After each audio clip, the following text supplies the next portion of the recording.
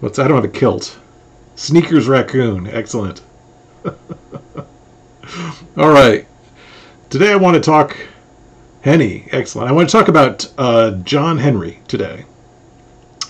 And so this is a little bit more about research. We're connected to this period, but I want to talk to you a little bit about what I do, my work, and I've told you I do stuff on financial history, but also African American history, and I want to sort of talk to you about the sort of discovery process for history. And to do that, I want to play a little bit of John Henry. Let me just make sure that everybody can hear these songs.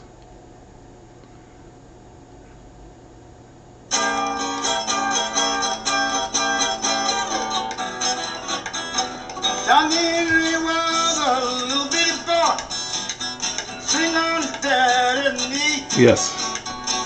On his finger had a little piece of steel, and that steel gonna be better than me.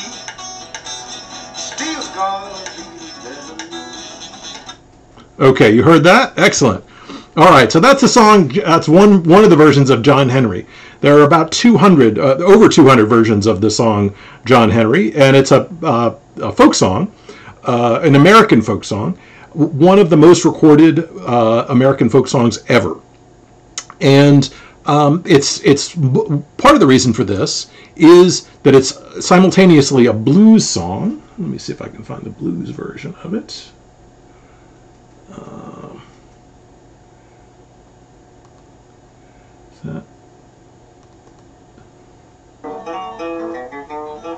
John Henry was... That's not the blues. That's not fiddle. All right, bear with me here.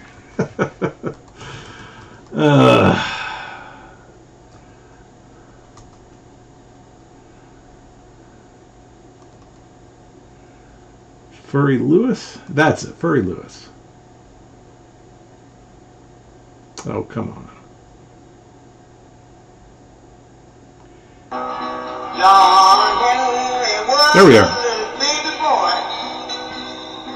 sitting home on his mother's knee, crying that big and tunnel on that wire. Me, mama's gonna be the death of me. Okay. But it's also a country song. John Henry was a little baby, sitting on his daddy's knee, got the big big town on the sea road. It's a gonna be the death of me. It's a gonna be the death of me. But it's not just a country song. It's not just a blues song. It's also, if you're a bluegrass player, one of the very first songs that you learn to play in bluegrass.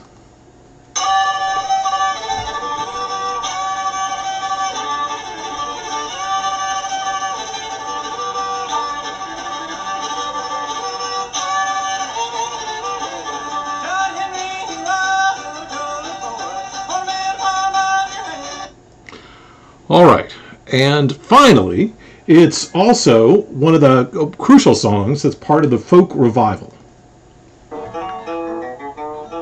John Henry was about 3 days old, sitting on his This would be the 1960s forward, 59 forward. Steel said it's gonna be the death of me. Well, it's gonna be the death of me.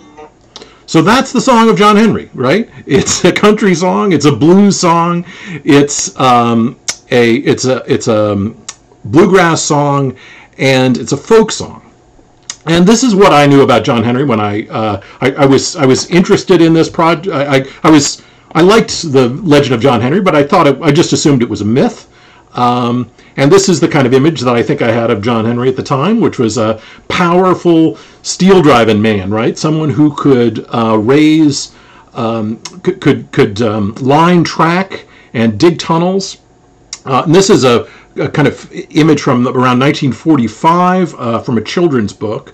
But this is the kind of image that you have of John Henry, a powerful man who fights against a steam drill in a contest, and he dies at the end. This is from an African-American painter in the 1940s, and this is his image of John Henry, and the contest with the manager of the steam drill, the person who runs the steam drill, and this is John Henry defeating the steam drill, and that steam drill on the left is actually not what a steam drill looks like at all. A steam drill in the 1860s looked actually something more like this. A really complicated instrument that was designed for drilling little holes in the sides of mountains. And you drill those little holes in the sides of mountains for the use of dynamite. You put dynamite, which is just invented in 1866 or 67 by Alfred Nobel. You put dynamite into the little robin's nest size holes that you put in the side of a mountain, and you can blast them on the side. Right? Okay. So that's the John Henry, and then John Henry is this is another African American painter, Fred Becker, and John Henry defeats the steam drill, but he starts to feel weak, and he asks for a cool drink of water before he dies, and then he dies at the end. That's the story of the legend. Now, I knew something about this. My advisor at the time, when I was finishing my dissertation, told me that I should write something about John Henry after I finished my dissertation. And I knew a little bit about John Henry. There had been 2 books and maybe 40 articles written about John Henry. I just assumed that he was a kind of mythical character, but I knew something about the railroad that he supposedly worked on. That was the Chesapeake and Ohio Railroad, and this is called the Chessie Line. There was a Chessie cat is the kind of symbol up there, and I knew that it ran from Newport News to later to Norfolk, but from Newport News all the way to Chicago, and it passed through Western Virginia through the mountains. And I knew the person who ran it, right? I knew the person who ran the Chesapeake and Ohio Railroad in the 1860s and 70s. And so if this guy worked on the Chesapeake and Ohio Railroad, I kind of knew more about it than most people. I'd written a history of railroads. My dissertation was about the Southern Railway, which was a competing railroad. And I knew that Huntington was the person who was behind it. And this is the story that you get. Yes, that's a Chessie kitten. So the sign of the Chesapeake and Ohio Railroad is, the symbol of the Chesapeake and Ohio Railroad is that kitten, and it's called the Chessie Line. And I guess there's a kind of Chessie cat, and that became the symbol of the Chesapeake and Ohio Railroad. Okay, so this is what I knew. I knew that around 1915 that people had first discovered this song. And the funny thing about this song is that no one had a copyright to it, but there were dozens of versions throughout the South, sung by white and black folk singers, not folk singers, but sort of people who played on street corners, people who played in bars and things like that, had all these different versions of the song, or widely circulated, and so no one could copyright this song because there were so many versions of it. The first person who discovered it was this folklorist, or the first person who found any phrases from the song is this folklorist John Lomax. That's Alan Lomax's dad. And in the Journal of American Folklore, he laid out a few of the lines. And you could see he's the best steel driver on the C&O Road. He belongs to the steel driving crew. They brought John Henry from the White House and took him to the tunnel to drive. He drove so hard he broke his heart. He laid down his hammer and he died. And then another version, 1933, Lewis Watson Chappell finds 20 or 30 versions of the song. And most of them say the Big Bend Tunnel on the C&O Road is going to be the death of me. Okay. Now, what's a folklorist? A folklorist is basically an English professor in the South who is sick of studying Shakespeare. Folklorists were initially English professors who were in universities in the South. They were interested in trying to find American folklore, and so they would travel to construction sites, travel to bars, and things like that, and listen for versions of songs. All right? So this is the trouble, though, for folklorists is as they start to track down these songs, beginning in 1915, they encounter a problem, which is this. It's the radio, basically. And this is Fiddlin' John Carson. And I want to play you, this is the first recorded version of the song that we have in March of 1924.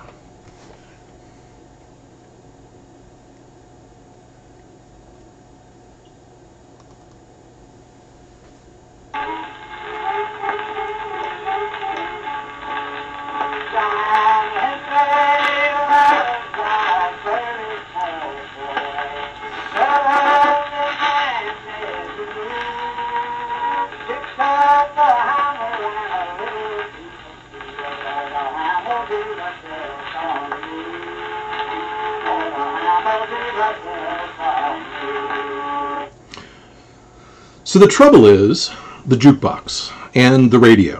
After 1924, the jukebox and the radio make it possible for people to listen to this music. This is so Fiddlin' John Carson was in Atlanta. He was captured at a fiddlin' convention by Ralph Peer of a recording agency. They were making records there.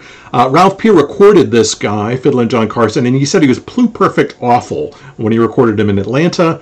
The equipment that he had brought with him to record him was able to press about 25 vinyl records. He gave them to or sold them to a drugstore in Atlanta, and then drove back up to New York. By the time he arrived back in New York, there were already telegrams to him asking him for 1,000 more copies of this song. And this is really the beginning of country music. What we call country music is the recorded versions of these songs. And now, once the recorded versions take place, once there are recorded versions of the song, it's really hard to do folklore, because the song that people remember is not the song that your grandpa told you or your grandma sang to you. It's the version that you heard on the radio, or the version that you heard in a juke joint, played in a jukebox.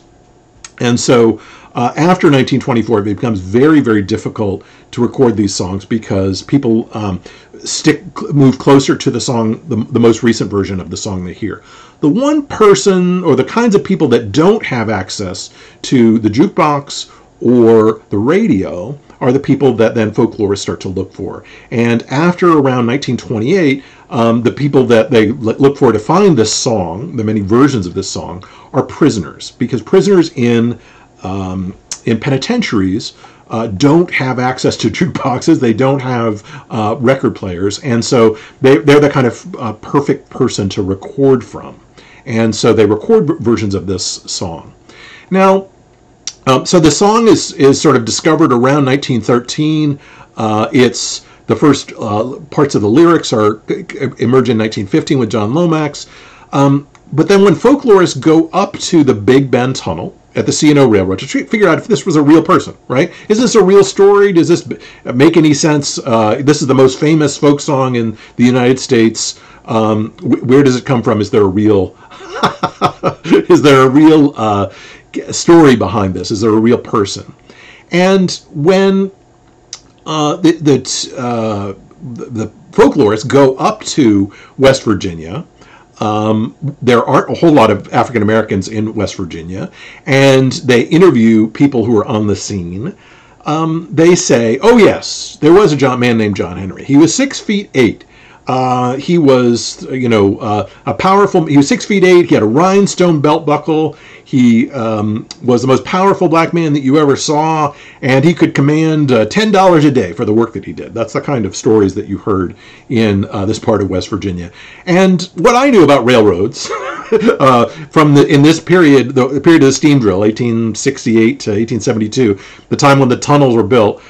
This didn't sound too believable, right? A black man with a rhinestone belt buckle making $10 a day to do this work. And when people started to look in the census and other materials, they didn't find anyone named John Henry anywhere near this site. The descriptions of the tunnel didn't mention any contest with this steam drill, and so they gave up. There were 2 books written about it. Probably 200 articles. A lot of people have kind of come back to this, but they found no evidence of John Henry or a steam drill at the Big Bend Tunnel. And so they said, well, it's probably just made up. I was interested in it in part because it was a tracklining song, a song that people sang when they did this work. But I did know a few things that other people didn't. Most of those folklores, because their English professors are not historians, and I had access to some materials that they wouldn't have looked at necessarily. They were doing historical research, but I knew about Collis Potter Huntington. I knew that Collis Potter Huntington was a Republican. He was one of the chief organizers of the Republican Party in California. He's one of the reasons that Lincoln won in the 1860 election. And I knew that a sort of payback for his political support for the Republican Party in California was that he and 4 other merchants were able to become early stockholders and developers of the Chesapeake and Ohio Railroad, the Central Pacific Railroad, which was chartered in 1861. So once the war starts, Huntington goes from being basically a general merchant to becoming one of the incorporators of this railroad. He gets some stock for free. He's able to buy other stock at a very cheap price, and he doesn't know anything about railroads, along with all the 4 other people, the big 4 that he founds with. But he's interested in railroads, and he learns as quickly as he can how to put this together. So I knew about Huntington, and I knew that Huntington had acquired the Chesapeake and Ohio Railroad after the war. I knew that he was, because as a Republican, he was very close to Republican officials, including the people in the Freedmen's Bureau, who were trying to, bring about an end to the war. The Freedmen's Bureau kind of comes in and tries to stabilize relationships between former slaves and former slave holders, and Huntington was very close to this people, and he basically got an inside deal, got access to the Chesapeake and Ohio Railroad, and promised to finish it in 5 years. It had been started 20 years earlier. It had never been finished, and the problem was the tunnels. The problem was the railroads going through the mountains of Western Virginia. And let me go back up to this image of the Chesapeake and Ohio Railroad. This area here, you can see right between what's basically Charleston and the Stanton. Well, actually, between White Sulphur Springs down here and Stanton is a really, really tall mountain. This is the Appalachian Mountains. A little bit further to the east, near Charlottesville, are the Blue Ridge Mountains. Those are relatively easy to cross through, but the Appalachian Mountains, the spine of the Appalachian Mountains, is very, very hard rock, and it was impossible to build a railroad through them. The cost of building the railroad near Charlottesville was over $1 million in 1860 dollars. That's a lot of money, and they'd used gunpowder. There was no way to get through it. Huntington, though, had been reading his Scientific American magazine, and he knew about something called nitroglycerin. And nitroglycerin mixed with mud is dynamite. And dynamite, Huntington knew, was almost 100 times more powerful than gunpowder. And dynamite, when shaken, makes an explosion that's partly chemical, partly nuclear, actually, explosion that creates this tremendous pressure that is able to break through mountains. And if you put, say, a dozen or so, 8 to 10 robin's nest size holes in a kind of circular pattern, and then put nitroglycerin in each one, ideally packed in mud, and then light it and then run, you can produce a hole that is much, much cheaper than doing this with gunpowder.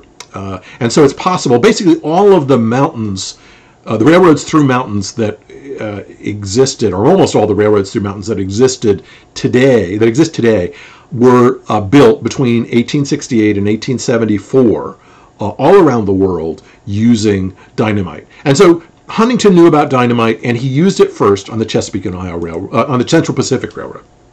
Now, the Central Pacific Railroad had Chinese laborers, and these were the people who dug the railroad. Okay, and I knew that the Chinese railroad workers had been brought over from China, from Guangdong Province. They were contract workers. They had been brought over during the American Civil War. The reason that they were brought in is part because labor was it was difficult to get labor in 1862. Why would it be difficult to get labor in 1862? What's the problem with getting labor in 1862?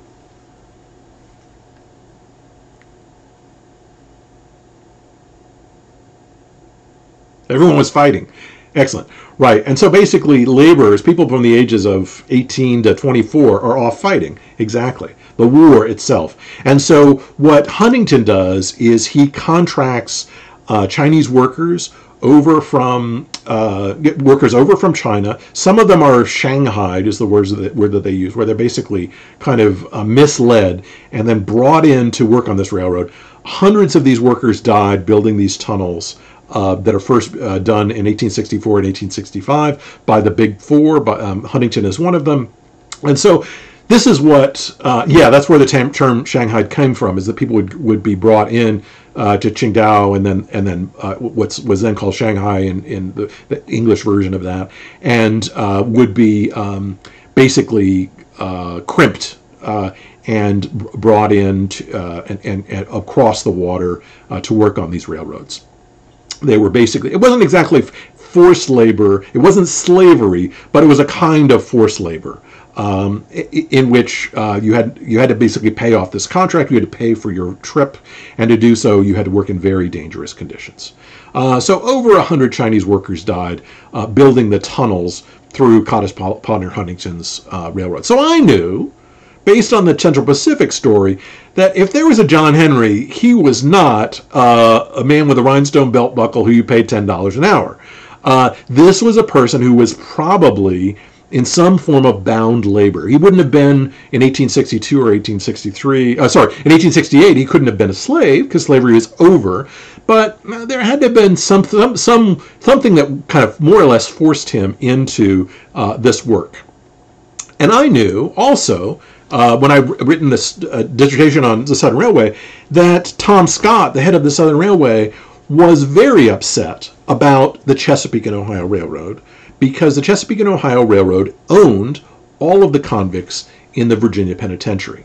And in his letters, he was fuming with the fact that, Huntington had access to convict laborers when no one else did. Well, I was interested in this before, and so I was interested in the convict issue, and so I chased down the surgeon's report from the Virginia Penitentiary. And I found that most of the workers had been leased out by the Chesapeake and Ohio Railroad. I found that many of them died, and I basically dropped it. I was like, well, I'm writing about the Southern Railway, it doesn't matter. So at this point, I went back to writing about the Southern.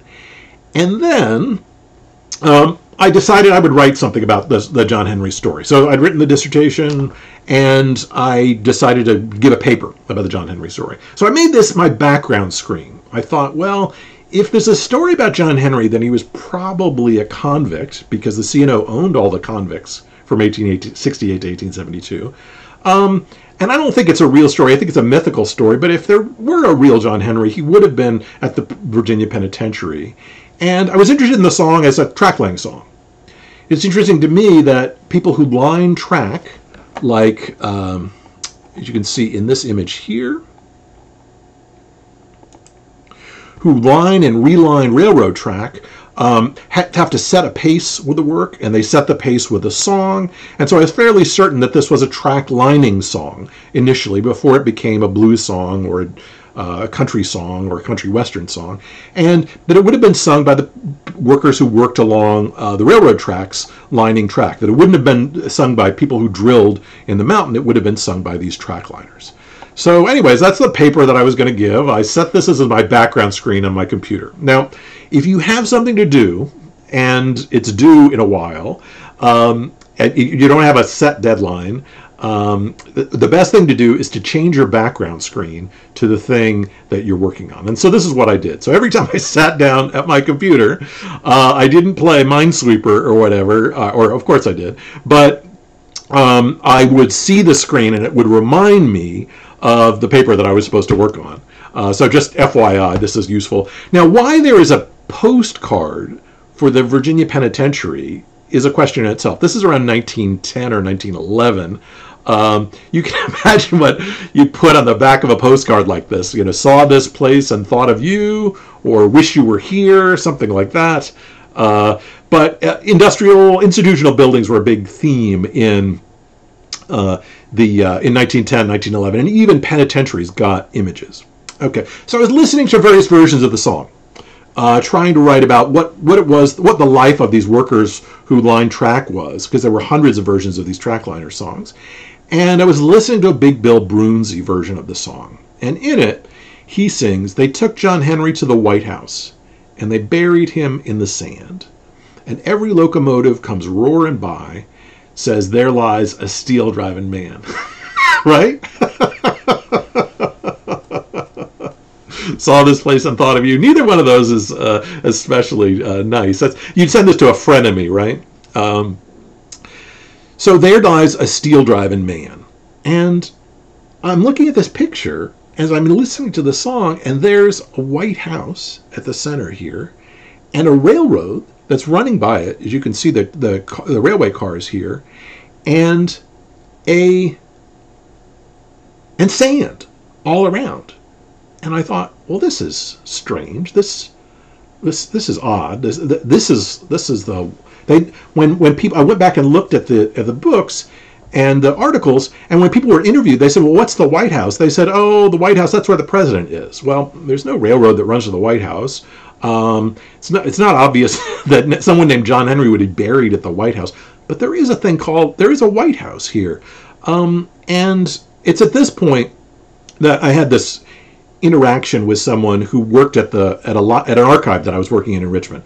He worked at the Museum of the Confederacy, and the Museum of the Confederacy has records of prison camp people who were in prison camps in the Confederacy and the Union. And I was looking through those prison camp records for other things, another project I was working on, and I mentioned to him this story. I said, it's funny that somebody mentioned that this. The song about the White House in John Henry seems to be the Virginia Penitentiary. And he told me, oh, it's funny you mentioned that, because in 1994, when they were digging out the Virginia Penitentiary, at a place next to the old White House of the Penitentiary, they found 200 bodies, 200 skeletons. And they had no idea who these people were. And right? I had no idea who these people were. And so then I called up, I thought, what?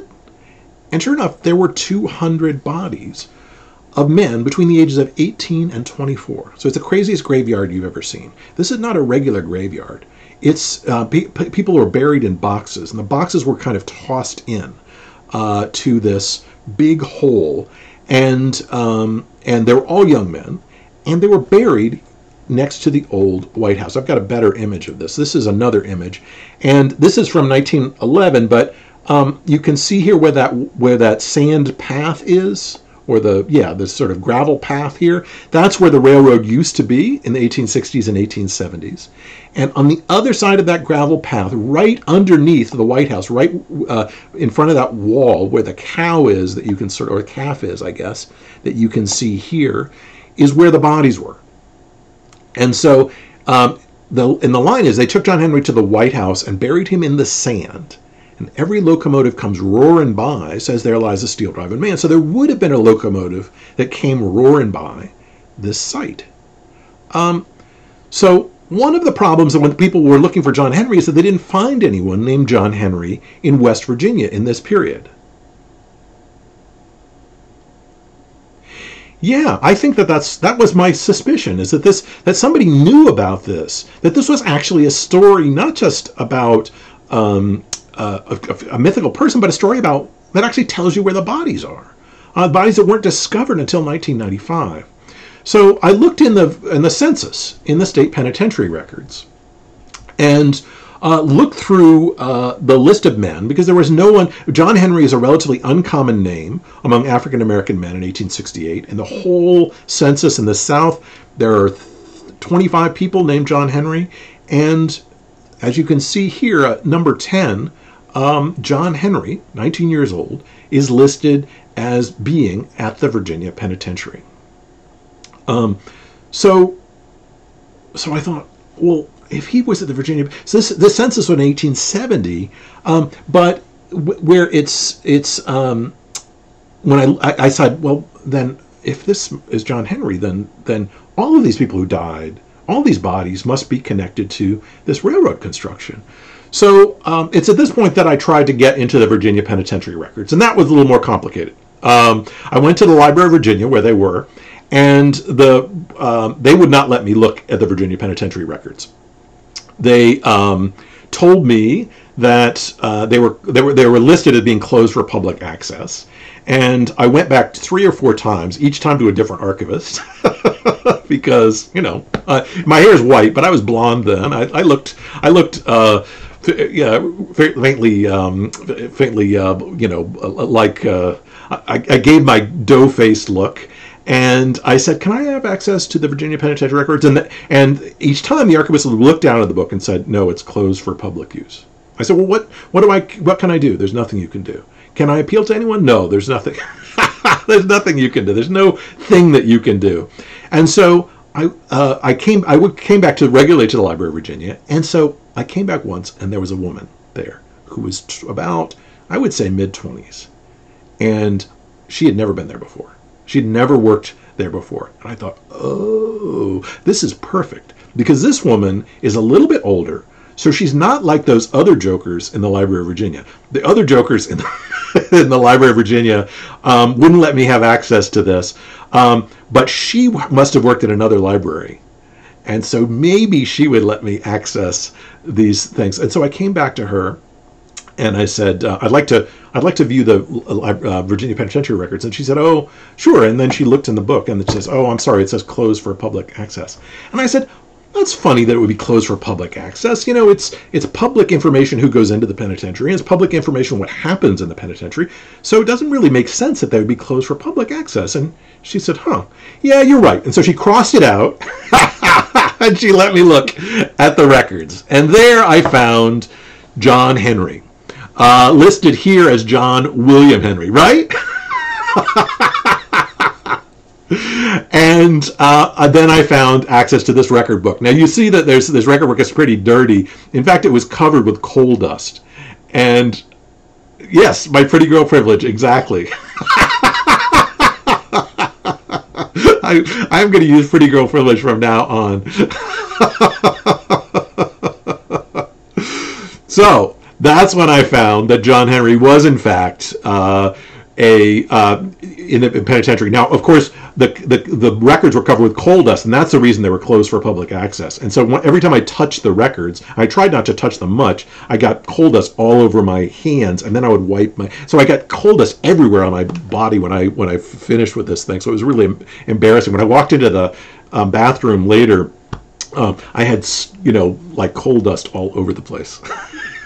So I got access to this, and I knew then in the records that this is, it's nasty. He was prisoner 497 in the Virginia Penitentiary, and I saw that he was listed as the first person who was sent out to the Big Bend, the Lewis Tunnel first, and then the Big Bend Tunnel on the Chesapeake and Ohio Railroad. He was the first person in a gang that went out in 1868. Under the Correspondent Huntington had access to all of the convicts, and he sent all those convicts out to dig this tunnel. Now, at this point, I was a little bit at a loss, because I could see that there was a John Henry. He was at the penitentiary, and the Chronicle of Higher Ed published something about this, but I was sort of stuck there. Because there was a guy named John Henry, he was sent out to this tunnel, but in the records, what the scholar said is that we'll never know, because the records, the Chesapeake and Ohio Railroad's records, were all burned in a fire in 1924. And so when they tried to go access the records at the Chesapeake and Ohio Railroad, the Chesapeake and Ohio Railroad said these records for the building of these tunnels doesn't exist. We have no records, and so we'll never know. Right? And so I had another idea. And that was, I now knew, using these records from the penitentiary, the names of 3 of the military contractors, the people who had control of the of the convicts who were sent out to the penitentiary. And so their names were Perry, Tracy, and Whitcomb, Perry. Those are their last names. A.H. Perry, J.J. Tracy, and H.D. Whitcomb. And I knew that these were the people who had access to these materials. So then I went to WorldCat. Now, WorldCat is a source that you'd use ordinarily for, trying to find a book, a very rare book, and try to find it in a library or something like that. Any book that you want, if you enter it into WorldCat, it'll tell you what library in the world has it. But an archivist told me about 2 years before this that archives had started putting their information in WorldCat too. So that WorldCat doesn't just have books all over the world, but it also has manuscript collections all over the world. And so I went to WorldCat and I had those 3 names, Perry, Tracy, and Whitcomb. And so I entered them in WorldCat, and then you can limit it. So I limited it to archival material. And this is what I saw. And as you see here, number 3 says correspondence. It is the most useless title ever. Correspondence 1869 to 1874. But then it says Collis Potter Huntington, A.H. Perry, H.D. Whitcomb, Chesapeake and Ohio Railroad. The Western Reserve Historical Society had one little box, and that little box, all it had was tunneling records. No one had ever used these records for any other purpose before. And so I went to Cleveland, to the Western Reserve Historical Society, and I found this.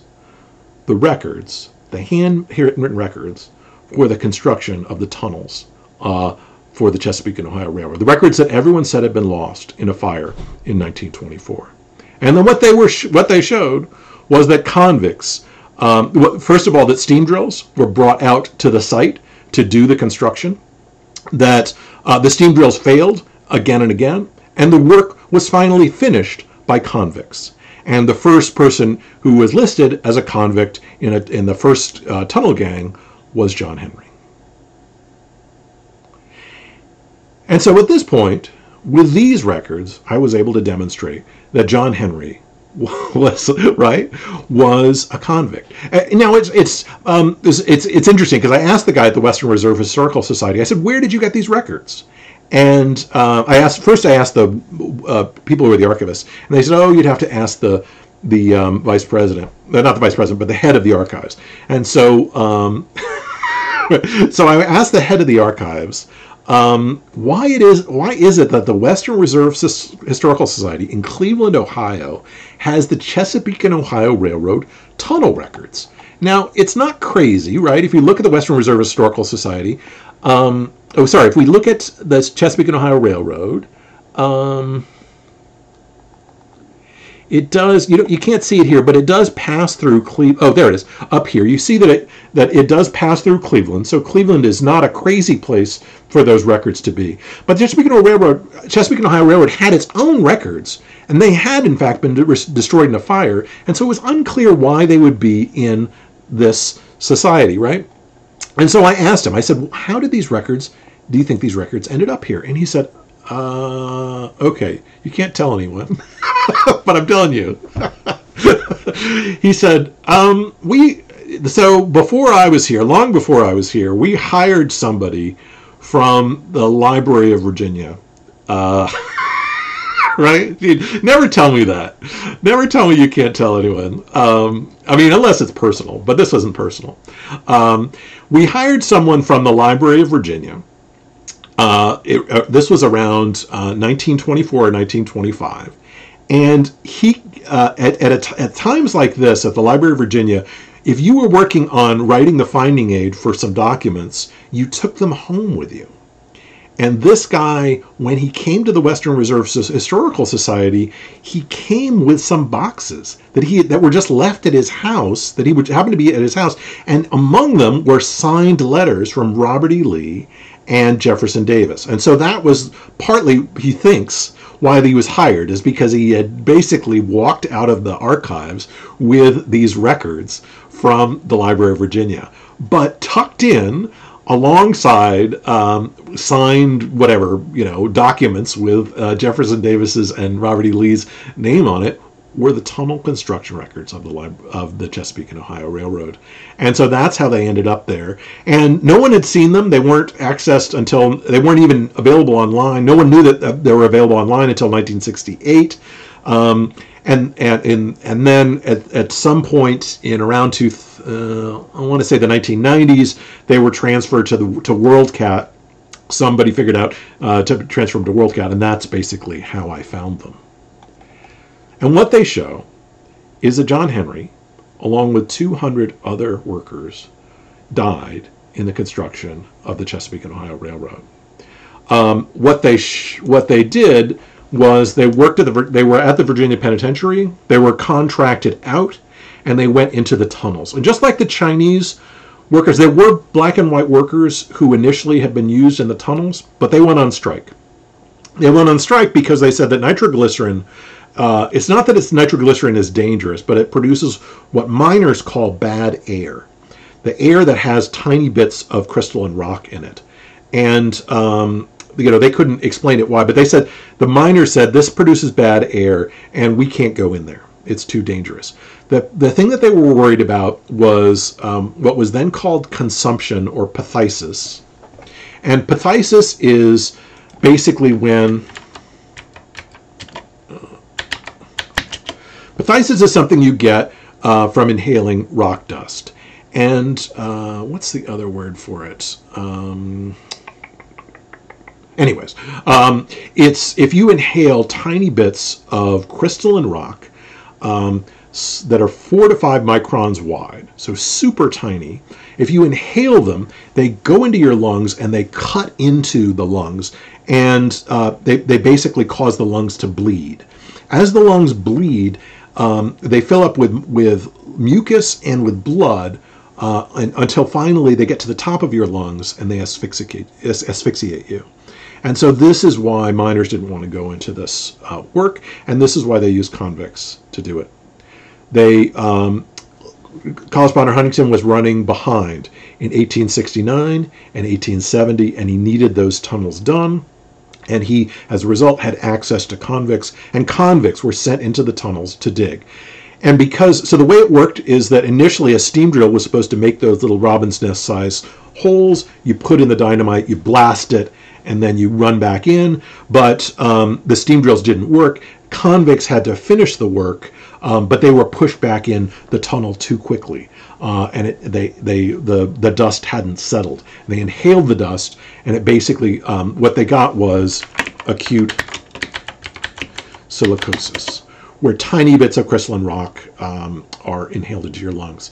You get this when you, if you've ever snorted,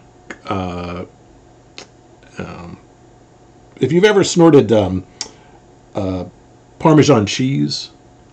Maybe none of you guys have done this. Maybe none of you guys ever had a bet where... No, it's not a drug. It's, yeah. So when I was a kid, I was 17, and it was stupid. And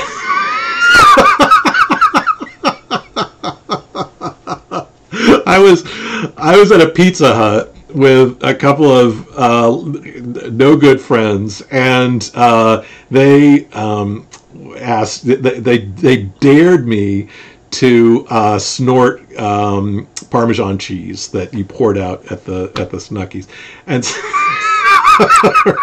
and so I snorted some Parmesan cheese, and it was actually a terrible idea, because there are little bits of cheese that are in my lungs, and basically they're in your lungs. What happens is that the macrophages go in and try to digest whatever's in them, and so eventually my breathing got much better because the macrophages could chew up the Parmesan cheese, and I could basically cough it out.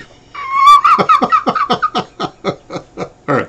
Anyways, so just FYI, do not snort Parmesan cheese.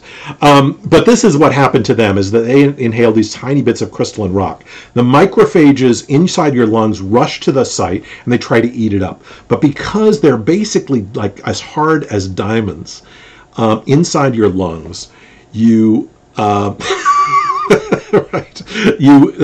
They rush to the site, they cut themselves, and then they break up, and then they basically fill up the lungs with. So yes, find something else, and be very careful about what you snort. People die of acute silicosis even today. If you're at a construction site and you see people cutting into concrete, you're supposed to cut into concrete with what's called a wet saw, but some people do it with a dry saw. If you do it with a dry saw, it produces little bits of crystalline rock, and people die from acute silicosis in the United States even today with when they cut through concrete with a saw too quickly without a wet saw. So it's possible to still get acute silicosis, and in places like India and in particular, there's something like 400 or 500 people a year that die.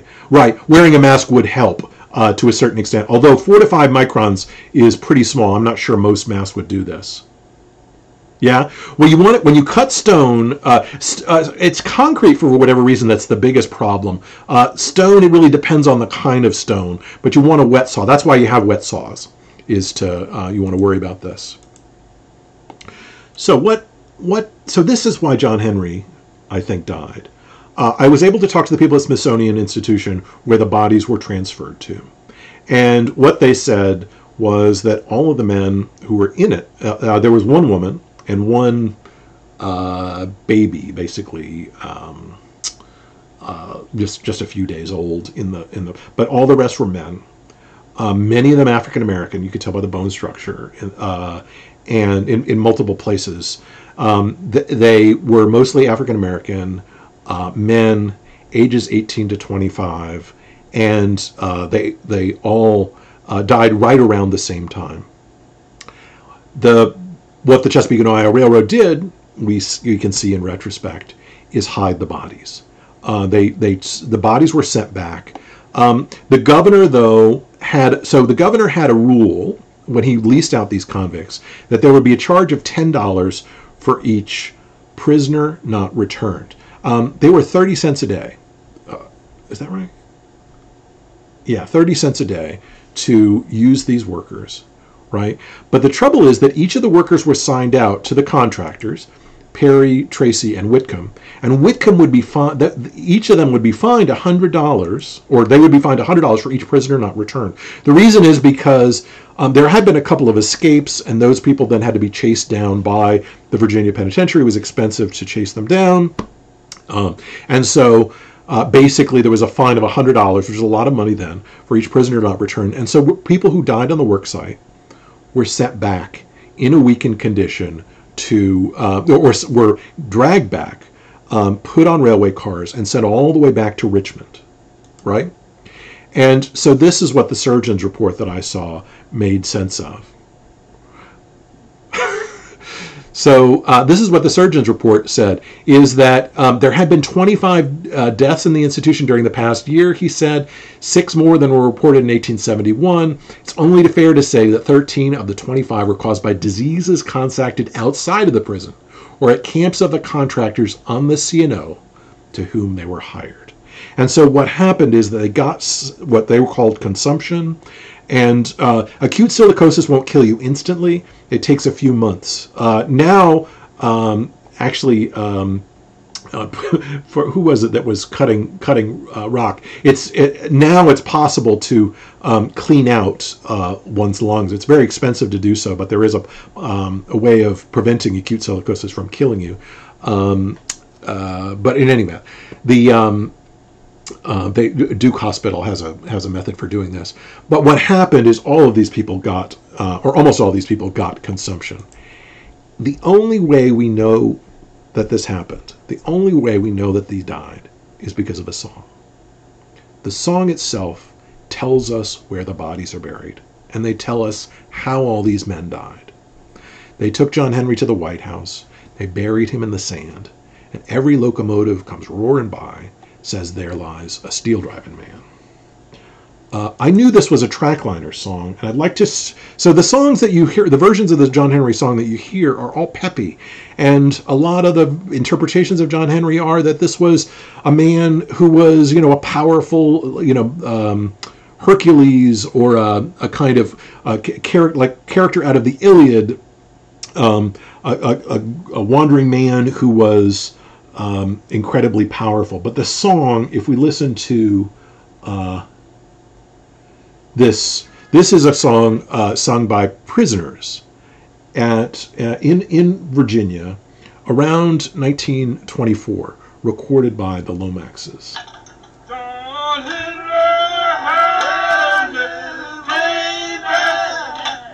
John Henry had a little baby.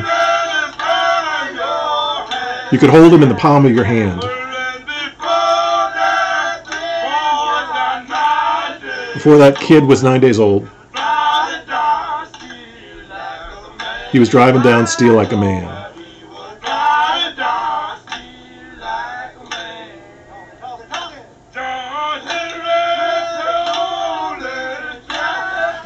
John Henry told his captain, "So you old enough to know.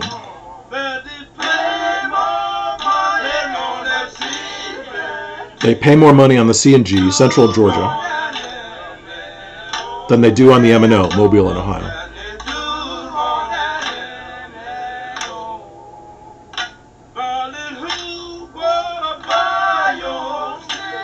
Darling, who's going to buy your slippers? And who's going to glove your hand?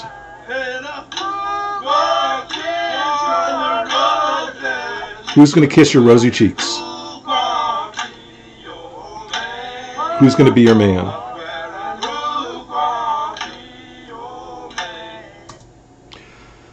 So as you can hear, the song is used to set the pace of work. What workers have to do is use a maul or a Gandy dancer's hammer, which is hard to see here, but the second worker, actually the first and the second worker are both holding a maul or a Gandy dancer's hammer. And what they do is you get them under the rail and lift at the same time. This rail itself is about 200 pounds, and so one person can't lift it. Two people can't lift it. 5 people together have to lift it. And if one person does it, or 2 people do it, if they do it out of order, then they'll get serious back problems, lumbago, and all these other illnesses. And in fact, if you look in the Trackliners magazines at the time, for the heads of the Trackliners unions, you see that they had for sale lumbago medicine and other things like that, as well as cocaine. Cocaine was used, in fact, to lure people into the work. They'd use it for the pain afterwards, and then it kept people on the job. So these are the Trackliners, 100,000 black men traveling throughout the South in around 1900, lining and relining track. You need one railroad worker trackliner for every mile of track that's in operation, because the track gets out of line and the railroad can crash, and so somebody has to come along and reline the track. So the Song of John Henry is designed to set the pace of work, and that's why it's sung slowly, to let you know that if you work too hard, you'll kill yourself. That's the thing that I figured out about the tracklining song. But buried in the song was passed on from person to person, a piece of technology, a thing that you used to set the pace it was slow, so that you wouldn't hurt yourself, that you wouldn't kill yourself trying to work too hard. The people who are trackliners are young men between the ages of 18 and 25 or 26. At 26, you're too old to do this work because it requires too much backing, right? But what's interesting about this is that it's a ballad. It's the first black ballad. It's a song that combines the African American traditions that we talked about before, of call and response, accidental harmonies, those church songs and things like that, combined with a ballad form, which tells us this ballad form has that repetition in it. Who's going to buy your slippers? Who's going to glove your hands? Who's going to kiss your rosy cheeks? And at the end of every line, it predicts the death of the person in the song. You ain't gonna have no man at the end. Let's see. Hammer's gonna be the death of me. Big Bend Tunnel in the Siena Road is going to be the death of me. Each line, each stanza in the song predicts the death. And so what you see here in 1868 is the combining of a black musical tradition with the harmonies and the sort of call and response music that comes out of the church with the white ballad tradition, the mountain ballad tradition, which is a song about the tragic fate of lovers or the death of, usually about the tragic fate of lovers. And so what you see is the kind of combining of these two. And this is where we get blues songs. Blues songs are a kind of combination of an African-American musical tradition and this white musical tradition of the ballad. And John Henry is the first black ballad. It's one that's sung by these men as a story about not working too hard. These men carried the song with them as they traveled throughout the South. Extra gangs were brought in cases where there were washouts or where there were hurricanes or tornadoes or things like that. And extra gangs brought the song with them. And so there were versions of this song in Mississippi, Louisiana, Alabama, North Carolina, and Virginia. There were people sang this song in tracklining in Cleveland, Ohio, and in New York City. Black trackliners sang this song. And this is how the song travels. And by the time that it's these songs, so these images are from the 1890s of trackliners that I found in a Trackliner Foreman's magazine. By the time that this is happening, the idea of beating a steam drill is impossible. Actually, any two of us, I would submit, could have beaten a steam drill in 1868 to 1872, because this is what a steam drill was like. It delivered power pneumatically rather than so basically the steam itself was what drove the drill. The drill was really awful. It didn't work that well. And so it broke down constantly. And so any two of us could have done this. The thing that you do when you're hitting the drill with your hammer is one person is holding the drill and another person is hitting it with their hammer. And that's what John Henry would have done. He would have been a hammer man, and the driller, or called the buddy or the shaker, would have shaken it. He would have taken the drill and he would have rocked it from side to side in between hammer blows, or rolled it by twisting it. And that's where the word rock and roll comes from. The word rock and roll is initially a mining term to describe what it is that a hammerman or a shaker can do while in the middle between those hammer blows. If the drill is not quite in exactly the same place in between the hammer blows, though, the person who's the driller, the buddy or the shaker, can die, because if the hammer goes off in the wrong direction, it can crush his skull. The idea of beating a steam drill in 1868 or 1872, that song was initially about a horrible tragedy and a crime that was covered up. But eventually, by the time it's sung, the song becomes more and more metaphorical and more legendary. Language goes underground and it is transformed into this sort of magical. So the story here is that John Henry had squid fingers. This is an African-American artist in 1936, Fred Becker, and his version of the John Henry song, image from a John Henry song. And so the idea of beating a steam drill seems impossible, and so John Henry becomes more and more mighty, more and more powerful. He must be someone like this, someone who can defeat a steam drill, must be a very powerful man. And in retrospect, they make him from a sort of character who died in horrible circumstances into a hero. The Communist Party becomes fascinated by John Henry in the 1930s. And they see it as a symbol of, the story of man versus capital, that John Henry fought on his own. He didn't organize with workers into a union, and that's why he died. And so it's at this point that people who are artists for the Communist Party in the early 1930s, in Cleveland and in upstate New York, there aren't a whole lot of people in the Communist Party, but they create these magazines and other things drawn that are designed to attract men, African-American men in particular, into the Communist Party. And as you can see here, they develop this unique style of drawing with a kind of carbon pencil. where they draw people as exaggerated, impossible people, right? This man is impossible. There's no way that this actually looks like a real person. These arms and legs are way too stocky, but they're drawn with a series of, right? They're drawn with a series of basically tubes or kind of balloons or something like that, ovals, and the whole body is shaped by a series of ovals. It's not anatomically correct, but it's this that becomes the steel driving man. And this method of delivery and charcoal is widely distributed in posters and magazines, but particularly posters that are distributed throughout Cleveland, throughout New York, and elsewhere. By 1938, cartoonists take up this way of drawing bodies that the Communist Party created in 1935 and sort of going all the way back to 1930 and 32. They take this and they turn it into a kind of comic book style.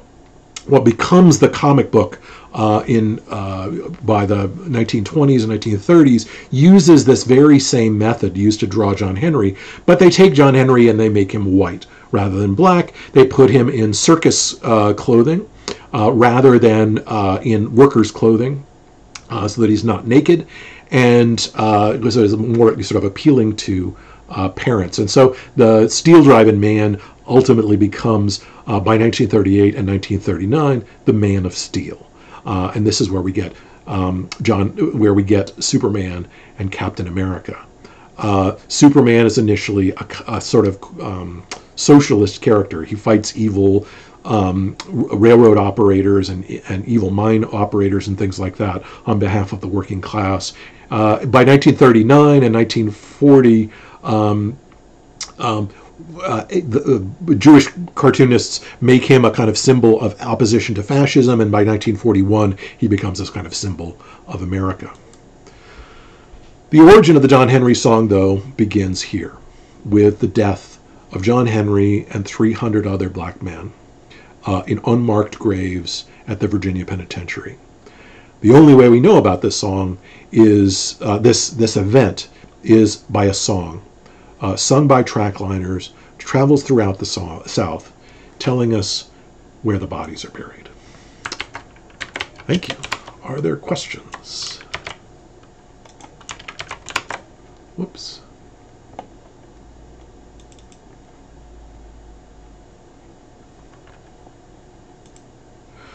Tomorrow is going to be a review session for the whole semester. Not for the whole semester, for the third exam. And so I'll give you some exam questions to chew over. We've got some time before the final exam.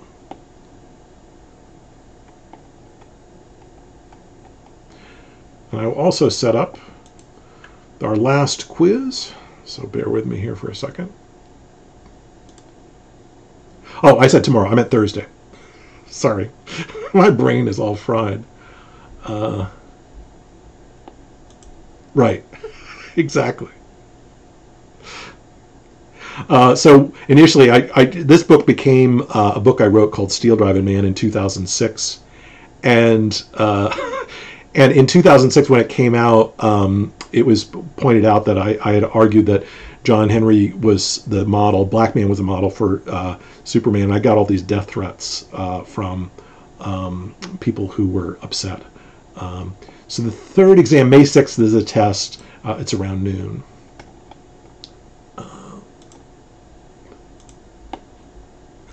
Thanks.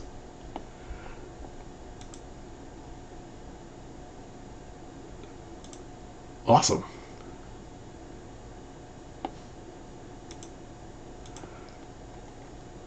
Bear with me here for a second while I try to make this.